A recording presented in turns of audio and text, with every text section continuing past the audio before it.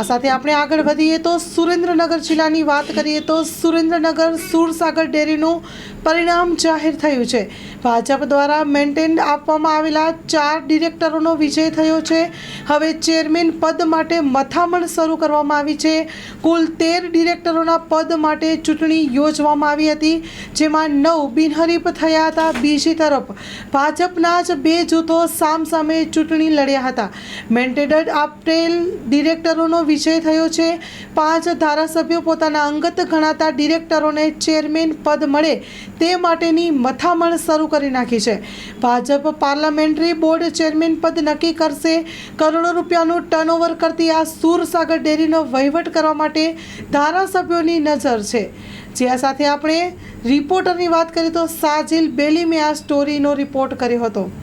તો દર્શક મિત્રો, આ હતા અત્યાર સુધીના સમાચાર। વધુ સમાચાર માટે જોડાયેલા રહો મા ન્યૂઝ લાઈવ સાથે।